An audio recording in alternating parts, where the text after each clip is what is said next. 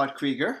I work with couples and help them rekindle passion. I also help people deal with infidelity, which is going to be a part of the subject of my talk today. And I also help individuals to overcome trauma, usually using an approach, eye movement desensitization and reprocessing, or EMDR. Uh, but yes, my work with couples in infidelity has been definitely a huge part of what I do. And today's topic is, why do men and women cheat? Or more specifically, what are the differences? What makes men cheat that's different than women? And uh, I I oftentimes think about what I'm going to say before I'm going to do this talk, and I will look at a few research articles or YouTube videos, get a sense of what people out there are saying. I combine that with my own experiences as a person who has a very large sample of couples to work with. So I guess I could say I've done my own research with some of these topics. But for this talk, I actually did a little bit more than usual. As a professor at USC, I have access to many very academic journals and articles, and I wanted to look at this topic of why men and women cheat, because when I was looking at some of the things I see out there, there's a lot of pop psychology, and there's a lot of videos, and they're kind of simplistic, I thought, maybe, and I wanted to check. Maybe they're not. Maybe these superficial, I'll say, these pop psychology kind of things are right, and basically, what do they say? A lot of why men and women cheat is based on evolutionary theory. And what does that mean? Men, since we could have sex with a lot of people, and since evolution says, and survival says that we want to proliferate and have as many children of our own as possible, that for men to have sex with a lot of people makes a lot of sense. But for women to endure and their security and their offspring to survive, it's best that they find a solid, stable man. And so when it talks about men and women, which is the topic of this particular talk, then you could say that, well, it's evolutionarily speaking, men will cheat more than women because of that evolutionary principle that we want to have as many mini-me's as possible. And for women, it's a whole different ballgame. They need to have one stable person. And there are other aspects of evolution too. Of course, men can conceive every day, or sometimes more than once a day, and of course that's not the case with women. So there's a lot of those evolutionary theories that are going on. But there's other ways to look at this question of why men and women cheat. And in my extensive research, there are things such as power and infidelity. And they have found that power is a major variable. Some really good studies across the world. And they found that this was true for at least 160 countries, where the more powerful a man was, the more likely he could cheat. And then they looked to see if the same thing happened with women. And lo and behold, they found that the more powerful the woman was, in other words, especially financially, where they were able to not depend on a man for financial means, that they too were more likely to cheat. So that's an interesting thought, right? That definitely makes us think, well, what's going on here? Maybe power has something to do with it. In my own practice, I have seen many reasons why men cheat and many reasons why women cheat. One of the things you hear in some kind of, I would say, self-help articles is that men, they cheat for sex and women cheat for love. That's true. Sometimes. Sometimes it's true, but not always. It is true that as a whole, I've noticed that men are more visually stimulated. So of course that men might cheat more because of what they see, where women may cheat more for how they feel. That is true some of the time. But the more I look at my own practice and the more I look at some of these articles, there aren't any definitive answers here why men cheat and why women cheat. it seems like there's more similarities actually than differences. So yes, with freedom, women have maybe more freedom to find the relationship they want, or they could act out when they're not happy in the relationship they're in, just like men have been able to do historically more easily because they have had the power. So that might be true, but what is it that men want and what is it that women want? And even though one can say that since men are visually stimulated, many men, what they want is the pretty person, the younger person. I have seen many men go after a person because they felt more accepted. And I'm not blaming the other person. I'm not. This is not what this talk is about. As a matter of fact, anyone that has heard me knows that when I work with couples where there's been infidelity, I always say that the person who cheated is 100% responsible for the choice that they have cheated.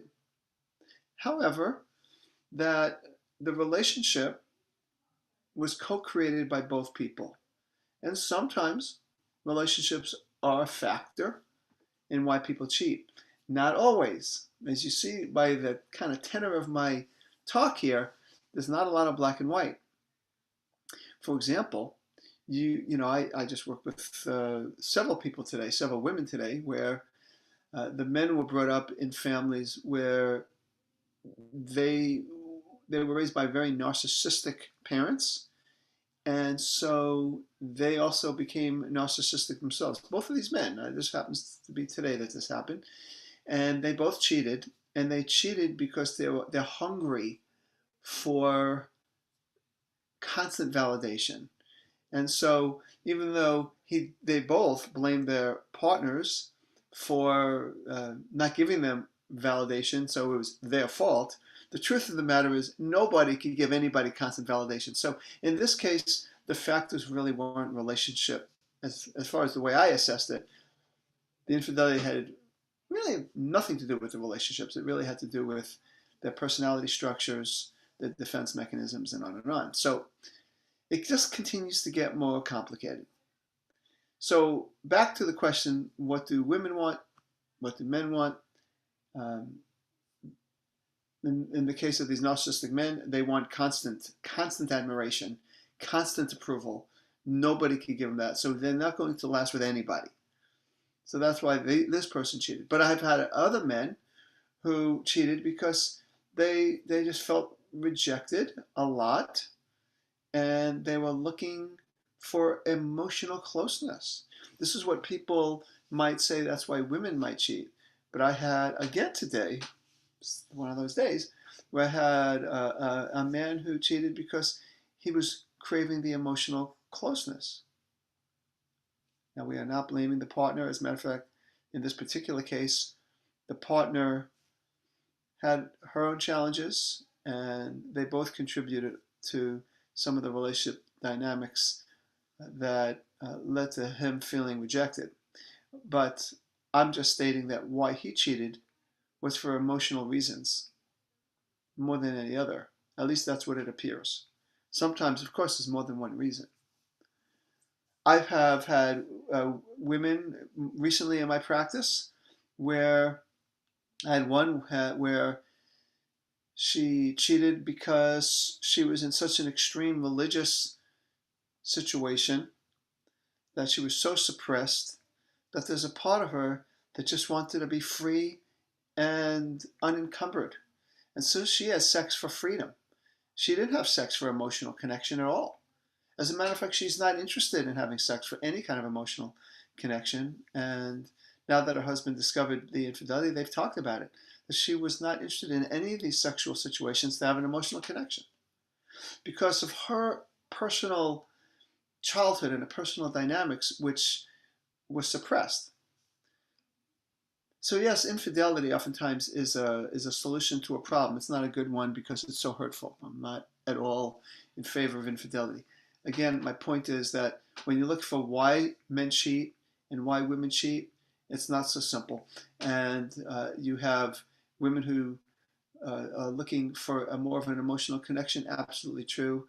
But you also have, like in this case, a woman who was looking for freedom, looking to break out. And the man she married, it just seemed, at least she experienced it as a repeat of the emotional prison that she was in. So this wasn't about emotion. And it was even less about the other person. It was more about experiencing a different self inside of her, a self that desires freedom. So why do men cheat? Why do women cheat? I think that what we have to do is look at our own individual histories, our own development. Be curious about what this part of me that has cheated, that has probably sabotaged, if not ended, the marriage or the committed relationship I'm in. What was that part needing and wanting? And it's very different for every person. The questions to ask are, where have I been deprived in my marriage, but also maybe in my childhood? What am I looking for? I've had both men and women cheat because they were looking for someone to understand them.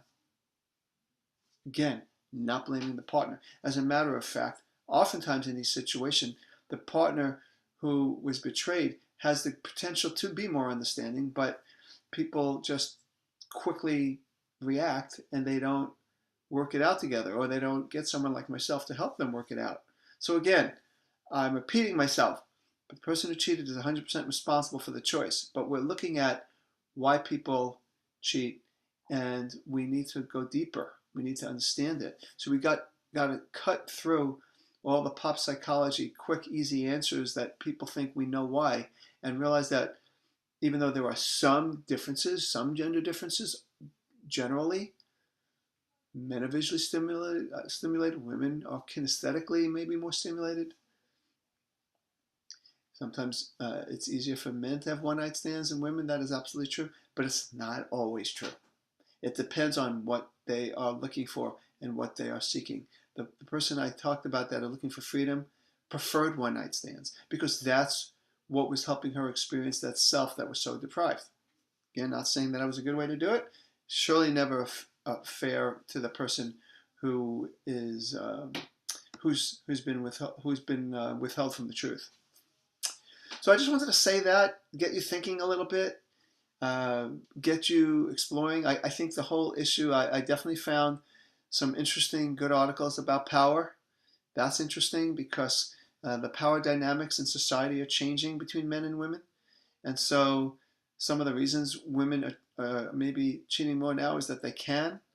And maybe some of the reasons they're cheating are different than it used to be when they did cheat more, less frequently than maybe now.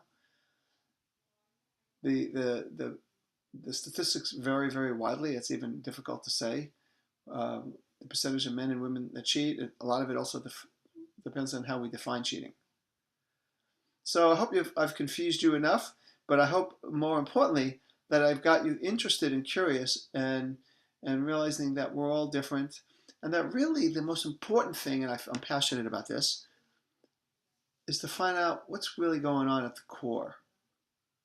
What is really driving these behaviors that are so hurtful, whether we're men or women or straight or gay or gender non-binary or whatever it is. I know this particular talk is just talking about men versus women, but no matter what gender we are, it's always important to be curious about what makes us do the things we do, including cheating, including infidelity. That's all I got to say for now about that.